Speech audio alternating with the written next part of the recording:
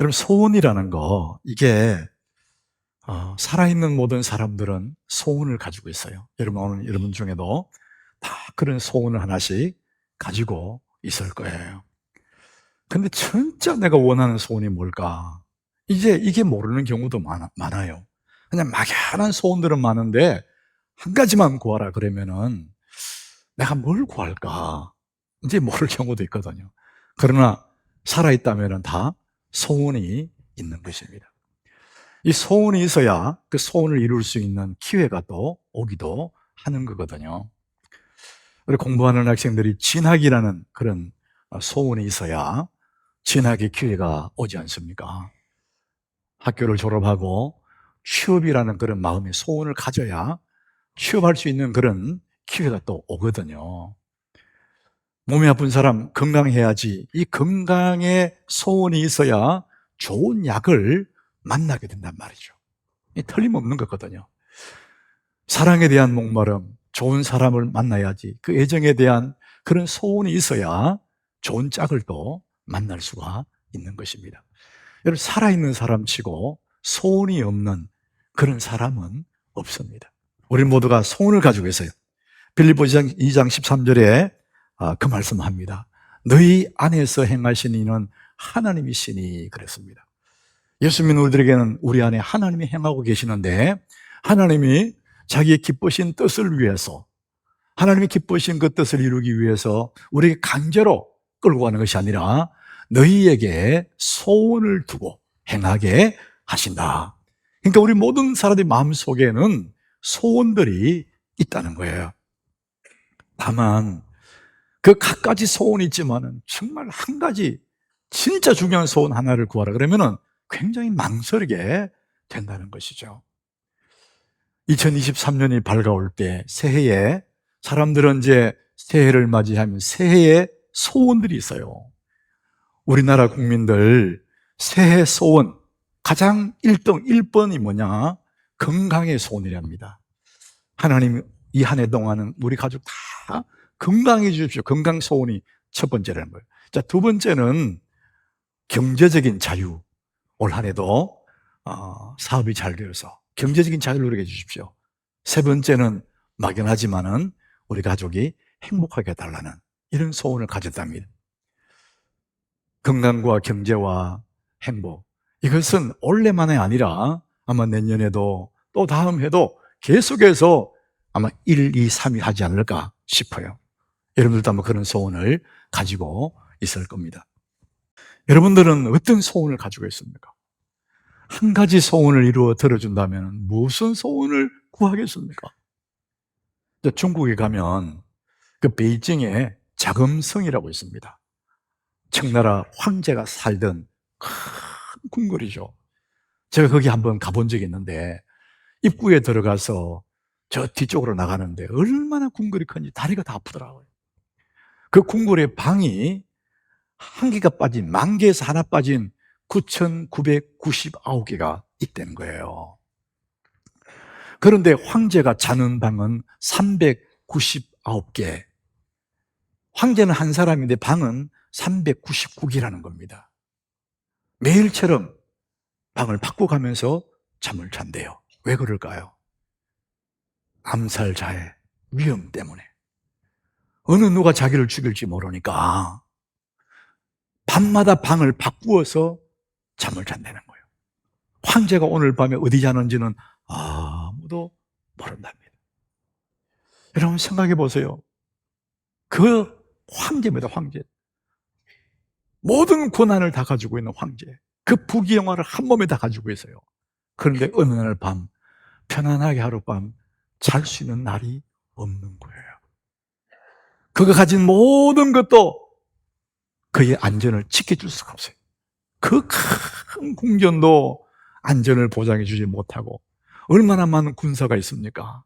그도 평안히 잠잘 수 있도록 지켜줄 수가 없는 불안한 거예요. 그럼에도 불구하고 우리는 지난 밤에도 얼마나 잘 잤습니까? 저는 밤에 눈을 감아 아침에 눈 뜨니까 아침이더라고요. 황제보다 더 편하게 잠을 잔 거예요. 지난주에 나눈 말씀 시편 4장 8절 우리 같이 읽어보겠습니다. 내가 평안히 눕고 자기도 하리니 나를 안전히 살게 하신 이는 오직 여호와이시니이다. 내가 평안히 눕고 자기도 하고. 자금성의 황제라서가 아니라 그 많은 돈이 있기 때문이 아니라 나를 평안히 눕고 자게 하고 안전하게 살게 하신 이는 오직 여호와이시니이다. 여러분, 그럼에도 불구하고 사람들은요 계속해서 뭔가를 소망해요. 사람들이 원한다는 거 다 그런 거예요. 큰 집을 짓고 대골 같은 집을 짓고 호사스러운 그런 삶을 사는, 그게 그런 소원을 가지고 있는 거예요. 그러나 그런 소원을 다 이루었다 할지라도 결말이 나와 있지 않습니까? 만족이 안 되는 거예요. 어느 날 평안히 잠 하나 잘 수가 없는 거예요. 왜 그랬을까? 왜 그럴까? 오늘 1절에 보니까 그 답을 이렇게 얘기합니다. 그러므로 너희가 그리스도 예수와 함께 다시 살리심을 받았으며. 그러니까 우리는 예수 안에서 이제 옛사람은 죽고 새 사람으로 살아난 거였거든요. 위의 것을 찾으라. 거기는 그리스도께서 하나님 우편에 앉아 계시느니라. 위의 것을 찾으라 그랬습니다. 따라합시다. 위의 것을 찾으라. 우리가 추구하고 소망해야 될 것은 위의 것인데 위의 것을 찾지 않기 때문에 우리가 소원하는 모든 것들이 뭐냐? 땅의 것이라는 거예요. 자, 그 다음 절에 구체적으로 말합니다. 우리 같이 읽어보겠습니다. 위의 것을 생각하고 땅의 것을 생각하지 마라. 땅의 것으로는 만족이 안 된다는 거예요.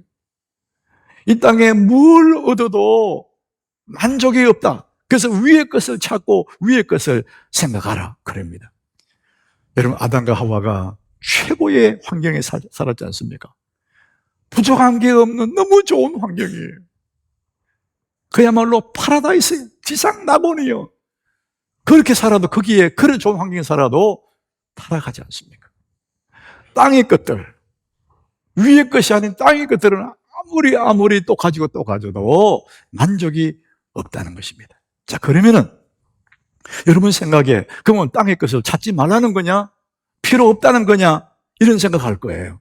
땅의 것을 소원도 하지 말라는 말이냐? 이제 그런 말이 아니라 오늘 2절, 오늘 본문 2절인데 우리 2절을 다시 한번 읽어보겠습니다. 위의 것을 생각하고 땅의 것을 생각하지 마라. 자, 위의 것 생각해라 이렇게 말하잖아요. 땅의 것을 생각하지 마라. 생각입니다. 생각. 무슨 얘기냐면 이 생각이라는 것은 그 사람의 가치관을 얘기하는 거예요.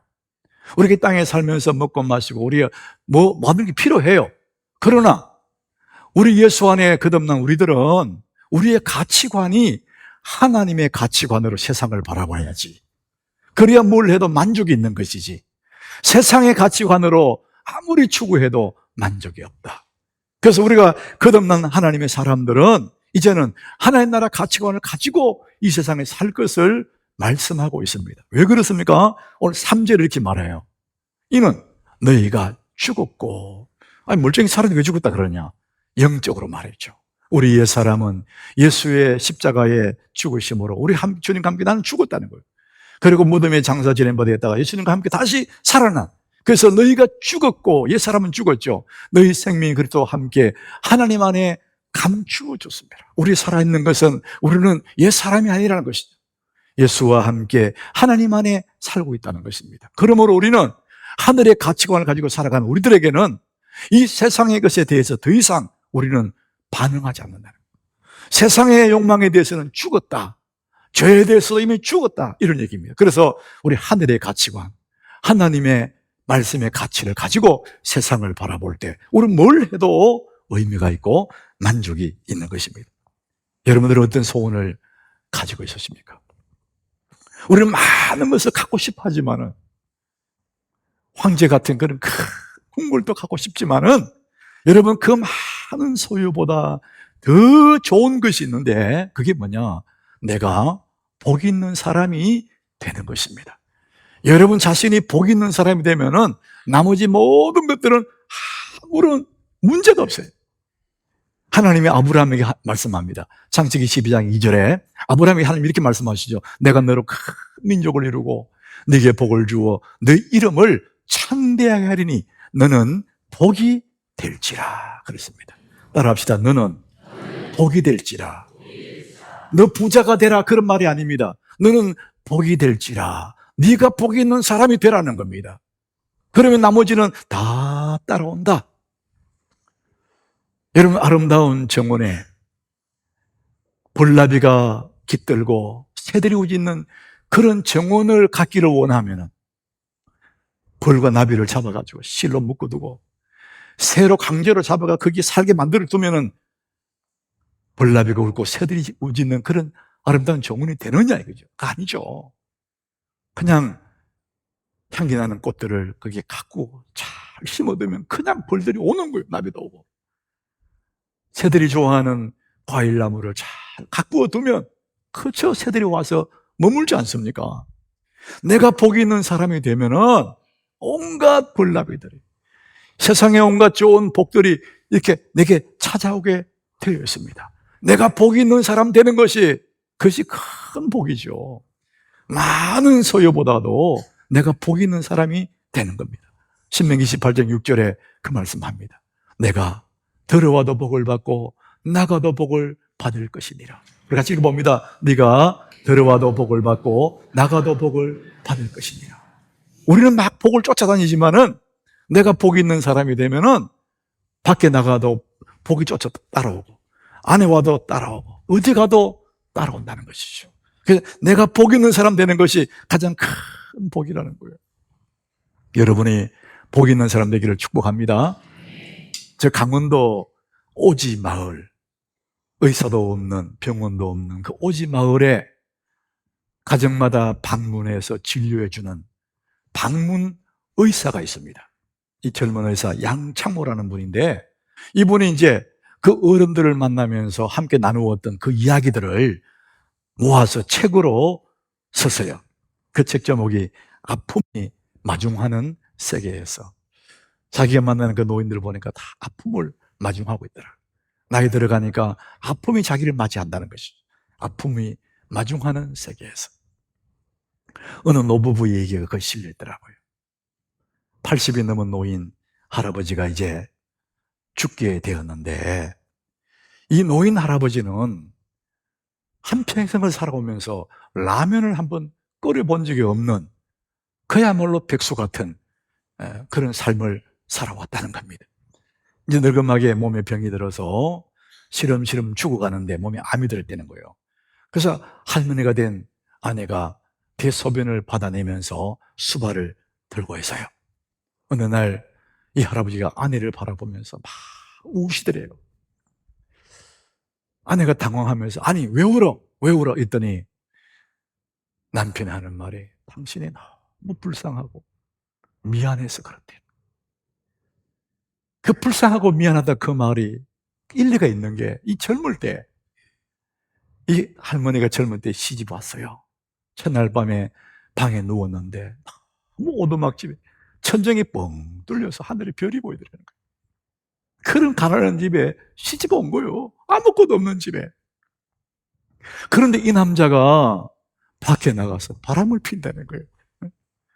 거기다가 노름까지 한다는 거예요. 그래서 하도 노름하다가 잡혀가지고 경찰서 들락거리다. 아내가 그때마다 남편을 뽑아내오느라고 소 2마리를 팔았다는 거예요. 거기서 끝나는 게 아니고 걸핏하면 아내를 때린다는 거예요. 아내는 맞아가지고 서럽게 울고, 그날 엄청 맞아가지고 막 얼굴에 멍이 들어가지고 막 울면서 생각해봤대. 내가 시집 와서 남편 뒤치다거리 하다가 보내버린 세월이 너무 억울하고, 그 지난했던 그 세월들이 누가 나를 보상하지? 이렇게 우는 그 아내에 대해서 그 남편이 미안해하고 불쌍히 여겼다는 거예요. 너무 늦긴 하잖아요.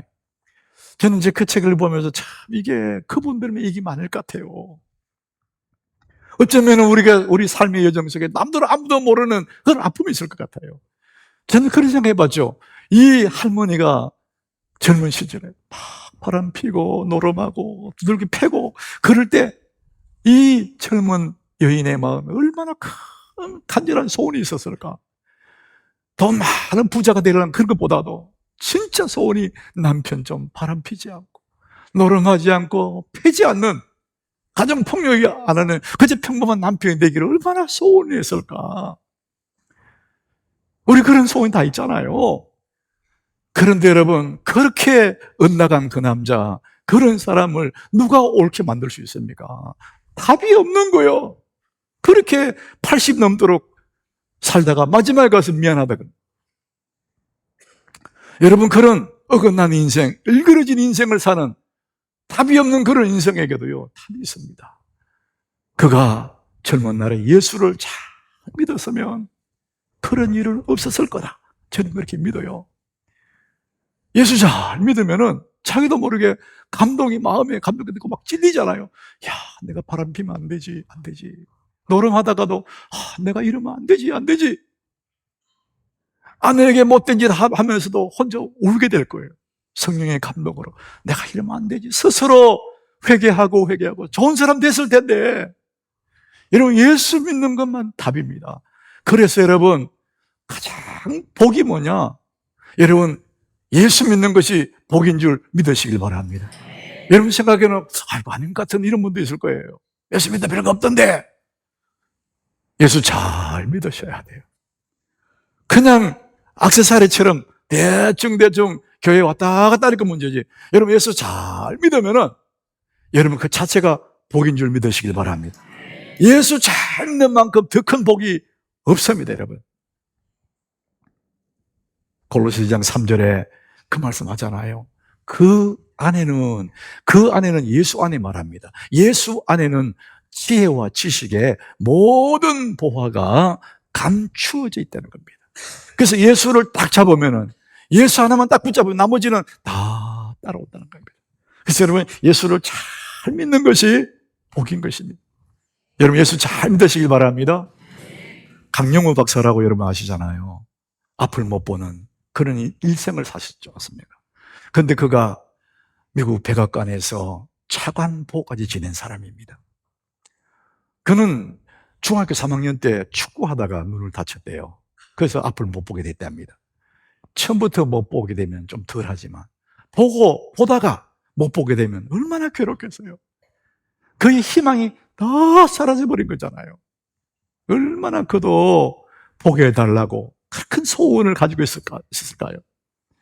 그런데 세월이 많은 흐른 다음에 그의 고백이 그런 겁니다. 내가 만일 보게 되었다면, 이 눈을 고침받았다면 나는 평범한 회사원으로 살았을 거다. 틀림없는 얘기거든요. 우리는 늘 보지 않습니까? 그런데 별반 다를 바 없는 삶을 살지 않아요. 그래서 그의 고백이 겁니다. 만일 하나님이 내 눈을 고쳐줘서 보게 했다면 나는 그냥 평범한 그런 삶으로 끝났을 거다. 사랑하는 여러분, 눈 뜨는 건 너무 중요하지만 그보다 더 좋은 복이 뭐냐? 복 있는 사람이 되는 건데, 예수 잘 믿는 것이 복 있는 사람인 줄 이를 믿으시길 바랍니다. 예수를 잘 믿으셔야 돼요. 여러분, 예수 잘 믿는다는 말 다른 말로 하면은요, 은혜 충만한 사람, 은혜 받으라 이 말이에요. 은혜. 여러분, 은혜를 받으셔야 됩니다. 예수를 믿기는 믿는데 은혜를 못 받아요. 그러니까 삶이 바뀌지는 않습니다. 오늘 1절에 다시 한번 1절을 같이 한번 읽어보겠습니다. 그러므로 너희가 그리스도 예수와 함께 다시 살리심을 받았으면 위의 것을 찾으라. 거기는 그리스도께서 하나님 우편에 앉아 계시니라. 따라합시다. 위의 것을 찾으라. 위의 것, 그 예수 그리스도가 있는 그 위의 것을 찾으라는 거예요. 다른 말로 하면은 은혜 받아라 그 말이에요. 그것을 사모하고 은혜를 받으라는 거예요. 제가 서두에 말씀드렸잖아요. 낚시해서 그렇게 기쁘다고 하는데 나는 도무지 내가 뭘 했을 때 너무 좋았는지를 생각이 안 나더라고요. 뭘 해서 행복한 때는 그리 없었던 것 같아요. 근데 내 마음에 생각나는 게 있어. 그 어떤 것보다 너무 좋았던 그때 높은 산 위에서 겨울 찬바람 맞으면서도 하나님의 은혜를 경험할 때 너무너무 좋고 너무 감사하고, 저 산 밑에 그 빌딩들도 있고 아파트들도 있고 내 집은 하나 없지만 그것들이 다 눈 아래로 보이더라고요. 부럽지 않고 온 세상 다 가진 것 같은 그 행복, 은혜 충만할 때 그것을 느끼게 되는 거예요. 세상과 나는 강고 듣고 구속한 주만 보이도다. 이게 은혜 받은 사람의 감정입니다. 막 바동바동하던 그 모든 것들이 은혜의 높은 산에 올라서 딱 보면은 아무것도 아니에요. 하나님 은혜를 경험하시길 바랍니다. 자, 복 있는 사람은 예수 잘 믿는 사람입니다. 예수 잘 믿는다는 것은 은혜 받은 사람을 얘기합니다. 그래서 은혜 속에 살다 보면 어떻게 되느냐, 점점 예수님을 닮아가게 됩니다. 예수님 닮은 사람이 최고의 복을 받은 사람이죠. 마태복음 11장 29절에 예수님이 친히 하신 말씀이에요. 나는 마음이 온유하고 겸손하니. 예수의 마음을 얘기하는 거예요. 나의 멍에를 메고 내게 배우라. 나를 닮으라는 거예요. 그리하면 너희 마음이 쉼을 얻는다. 여러분, 여기서 말하는 쉼은 진짜 행복한 걸 말합니다. 어떤 것과 비교되지 않는 참다운 릴렉스해지는 것, 마음이 평안한 걸 말합니다. 내게 배우면, 온유한 이 마음, 겸손한 이 마음을 네가 배우면은, 네가 담게 되면은 진짜 마음에 쉼을 얻게 된다. 예수님이 지금 그 말씀을 하는 거예요. 진정한 평안, 진정한 참다운 쉼은 예수님을 닮아갈 때 거기에 있다는 것이죠. 향기 나는 꽃 한 송이 저 심산유곡에 첩첩산골 속에 갖다 놔도 아무도 모르는 계곡에 있어도 거기에 벌들이 나비들이 찾아오는 겁니다. 여러분이 우리가 예수의 마음을 배우게 되면, 온유하고 겸손한 예수의 마음을 담게 되면은 세상 사람들이 몰라줘도 하나님의 은혜는 끝없이 이것들이 몰려오는 것이거든요. 여러분, 마태복음 5장 5절에 진짜 복 있는 사람을 얘기합니다. 온유한 자는 복이 있다. 예수님의 심정을 가진 온유한 자는 복이 있나니 그들이 땅을 기업으로 받을 것이다. 결국은 이 사람들이 세상을 차지하게 된다는 것이죠. 온유한 자는 복이 있나니. 사랑하는 여러분, 예수님 닮기를 축복합니다. 온유와 겸손은 주님을 닮아가는 거예요. 이게 최고의 기쁨이고 만족이고 참다운 안식을 누릴 수가 있는 것입니다. 자, 어떻게 우리 예수님 닮아갈 거냐? 오늘 본문 2절에서는 이렇게 말합니다. 우리 같이 봅니다. 위의 것을 생각하고 땅의 것을 생각하지 마라. 여러분, 생각한다는 것은 생각을 품고 있는 거잖아요. 생각하고 생각하면 결과가 되는 겁니다. 이 생각은 알과 같아, 알. 어미닭이 병아리를 낳기 전에 알을 품지 않습니까? 어느 기간 동안 알을 품고 있으면 나중에 거기서 노란 결과 병아리가 나오잖아요. 우리가 예수의 마음을 품고 있으면, 예수의 생각을 계속 품고 있으면 어떻게 되느냐? 결국은 결과가 나오는 것이죠. 빌립보서 2장 5절에 그 말씀을 하고 있습니다. 너희 안에 이 마음을 품어라.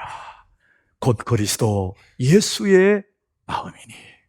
예수의 마음을 가슴에 품고, 온유하고 겸손하신 예수의 마음을 내 마음에 품고 또 품고 또 품고, 위의 것을 생각하고 예수님을 바라보고 예수님을 생각하고 예수의 마음을 품고 있으면 결국 내가 예수님을 점점 닮아가는 거예요.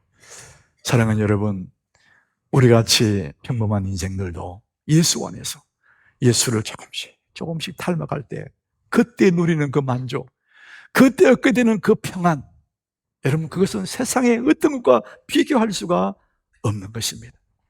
하나님의 그 평강이 여러분 임하기를 축복합니다. 오늘부터 여러분 예수 잘 믿으십시오. 그리고 하나님의 은혜를 마음껏 경험하십시오.